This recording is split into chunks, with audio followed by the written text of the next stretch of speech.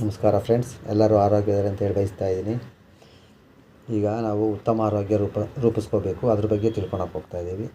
ನಮಗೆ ಉತ್ತಮ ಆರೋಗ್ಯ ಬೇಕು ಅಂದರೆ ನಾವು ದೈಹಿಕವಾಗಿ ನಾವು ಸರಿಯಾದ ಪ್ರಮಾಣದಲ್ಲಿ ಆಹಾರವನ್ನು ಸೇವಿಸಬೇಕು, ಒಳ್ಳೊಳ್ಳೆ ಪಾನೀಯಗಳನ್ನ ಸೇವಿಸಬೇಕು.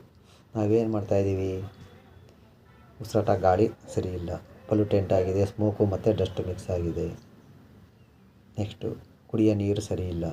ನೋಡ್ತಾ ಇದ್ದೀರಾ, ಈಗ ಮುಂಚೆ ಎಲ್ಲ ಹಳ್ಳದಲ್ಲಿ ಹರಿಯೋ ನೀರು, ಬಾವಿ ನೀರು ಕುಡಿತಾ ಇದ್ದು ಆಲ್ಕಲಿನ್ ವಾಟರ್ ಆಗಿತ್ತು.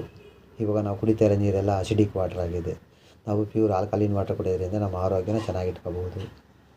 ನೆಕ್ಸ್ಟು ನಾವು ತಿಂತಾ ಇರೋ ಊಟ ತಿಂಡಿ ಎಲ್ಲ ಕೆಮಿಕಲ್ ಆಗಿದೆ. ಎಲ್ಲದಕ್ಕೂ ಫರ್ಟಿಲೈಸರ್ ಸಿಂಪಡಣೆ ಮಾಡ್ತಾರೆ. ಎಲ್ಲ ವಿತೌಟ್ ಮೆಡಿಷನ್ ಯಾವುದು ಬೆಳೀತಾ ಇಲ್ಲ. ಮೆಡಿಷನ್ನಾಗಿ ಬೆಳೆಯೋದ್ರಿಂದ ನಾವು ತಿನ್ನೋ ಊಟ ತಿಂಡಿ ಎಲ್ಲ ಕೆಮಿಕಲ್ ಆಗಿ ಅದರಿಂದ ತುಂಬ ಕಾಯಿಲೆಗಳು ಬರ್ತಾಯಿದೆ. ಅದ್ರ ಜೊತೆಗೆ ನಾವು ಈಗೇನು ಬೇಕ್ರಿ ಪದಾರ್ಥ ತಿಂತಾಯಿದ್ದೀವಿ, ಜಂಕ್ ಫುಡ್ಸು, ಅದರಿಂದ ಬೇಕ್ರಿ ಐಟಮ್ಸು ಮತ್ತು ಕೆಮಿಕಲ್ ಪದಾರ್ಥಗಳು, ಪಾನಿಪುರಿ, ಗೋಬಿ ಮಂಚೂರಿ, ಮಸಾಲೆ ಪೂರಿ, ಇದರಿಂದ ಫುಲ್ಲು ಕೆಮಿಕಲ್ಲಾಗಿ ನಮಗೆ ಆರೋಗ್ಯ ಹಾಳಾಗ್ತಾಯಿದೆ. ಅದ್ರ ಜೊತೆಗೆ ಬೇಕ್ರಿ ಪದಾರ್ಥಗಳು, ಆಮೇಲೆ ತರಕಾರಿ ಹಣ್ಣು ಹಂಪಲುಗಳು ಹೇಳಲೇಬೇಡಿ.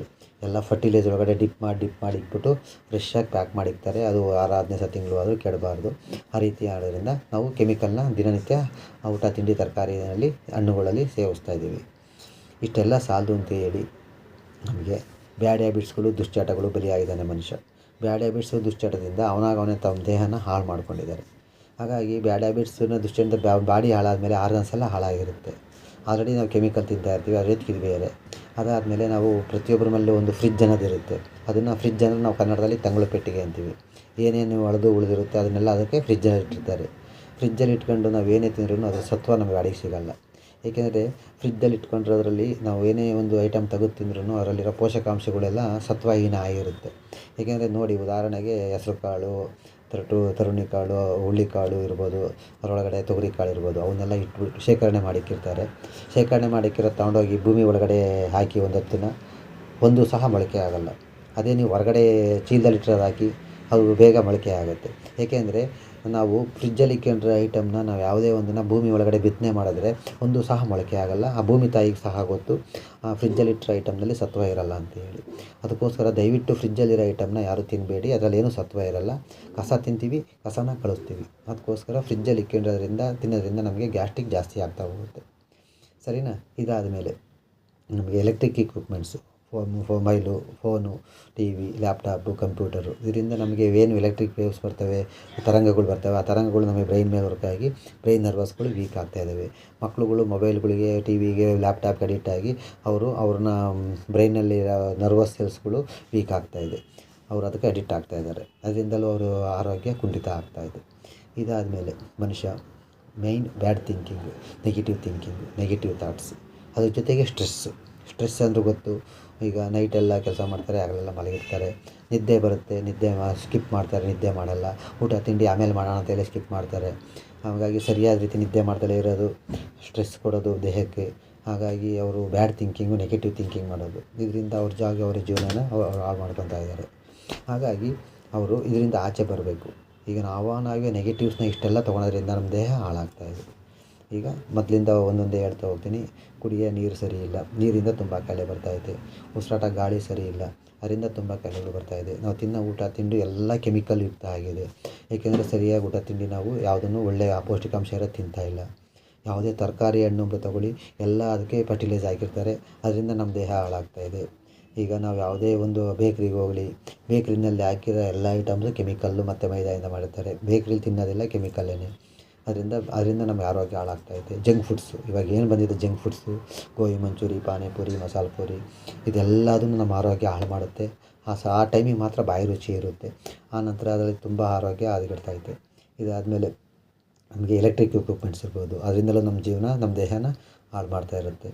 ಇದಾದಮೇಲೆ ಬ್ಯಾಡ್ ಥಿಂಕಿಂಗು, ನೆಗೆಟಿವು, ಸ್ಟ್ರೆಸ್ಸು, ಇದಾದಮೇಲೆ ಫ್ರಿಜ್ಜಲ್ಲಿರೋ ಐಟಮ್ಸು, ಇದೆಲ್ಲ ಸಾಲದು. ನಮ್ಗೆ ಏನಾದ್ರು ಒಂದು ತೊಂದರೆ ಆಯಿತು ಅಂದರೆ ಹಾಸ್ಪಿಟ್ಲಿಗೆ ಹೋಗ್ತೀವಿ.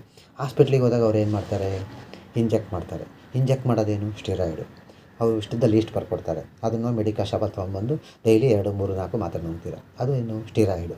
ಏಕೆಂದರೆ ಕೆಮಿಕಲ್ನೇ ತಿಂತಾಯಿದ್ದೀವಿ, ಕೆಮಿಕಲ್ ಒಳಗೆ ಬರ್ತಾಯಿದ್ದೀವಿ. ಮತ್ತು ನಾವು ಏನಾದ್ರು ಹುಷಾರಿಲ್ಲ, ಏನಾದ್ರು ನೋವಾಯಿತು, ಕಾಯಿಲೆ ಆಯಿತು ಅಂದರೆ ಮತ್ತೆ ಹಾಸ್ಪಿಟ್ಲಿಗೆ ಹೋಗಿ ಮತ್ತೆ ಸ್ಟಿರಾಯ್ಡು ಕೆಮಿಕಲ್ ಇರೋದನ್ನೇ ನಾವು ಸೇವಿಸ್ತೀವಿ.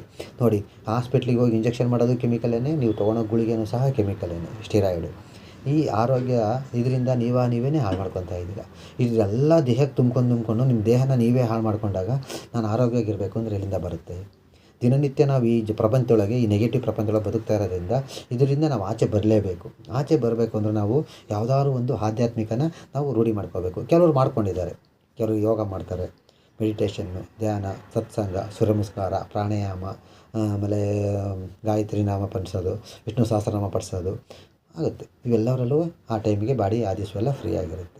ಏಕೆಂದರೆ ಇದೇ ರೀತಿ ಸೆಲ್ಫ್ ಹೀಲಿಂಗ್ ಅನ್ನೋದು ಒಂದು ಟೆಕ್ನಿಕ್ಕು. ಈ ಸೆಲ್ಫ್ ಹೀಲಿಂಗಿಂದ ನಮ್ಮ ಬಾಡಿನಲ್ಲಿ ನಾವು ನಮ್ಮ ಚೈತನ್ಯ ಶಕ್ತಿ ವೃದ್ಧಿ ಮಾಡ್ಕೋಬೋದು, ನಮ್ಮ ಪ್ರಭಾವಳಿ ಸ್ಟ್ರಾಂಗ್ ಮಾಡ್ಕೋಬೋದು.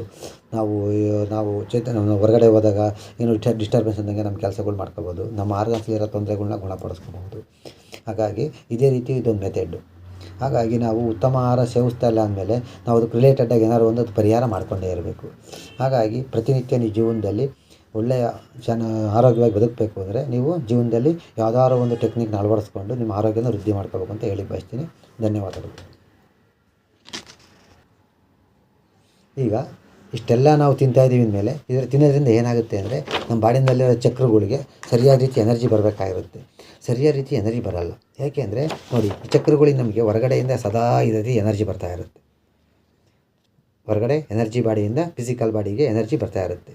ಈ ಎನರ್ಜಿ ಬರ್ತಾ ಇರೋದು ಏನಾಗುತ್ತೆ ಅಂದರೆ ನಾವು ಸರಿಯಾಗಿ ಊಟ ತಿಂಡಿ ಸೇವಿಸ್ತಲೇ ಇರೋದು, ಕೆಮಿಕಲ್ಗಳು ಹೀಟು ತಿನ್ನೋದ್ರಿಂದ ಚಕ್ರಗಳೆಲ್ಲ ಈ ರೀತಿ ಬ್ಲಾಕ್ ಆಗಿದ್ದಾವೆ. ನಮ್ಮ ಚಕ್ರಗಳು ಈ ರೀತಿ ಬ್ಲಾಕ್ ಆದಾಗ ಏನಾಗುತ್ತೆ, ಎನರ್ಜಿ ಒಳಗಡೆ ಈ ರೀತಿ ಸಪ್ಲೈ ಆಗೋಲ್ಲ. ಆಗ ನಮಗೆ ಕಾಯಿಲೆಗಳು ಸ್ಟಾರ್ಟ್ ಆಗ್ತವೆ. ಯಾವ್ಯಾವ ಚಕ್ರ ಈ ರೀತಿ ಬ್ಲಾಕ್ ಆಗಿರುತ್ತೆ ಆ ಚಕ್ರಕ್ಕೆ ಸಂಬಂಧಪಟ್ಟ ಕಾಯಿಲೆಗಳು ಬರ್ತವೆ.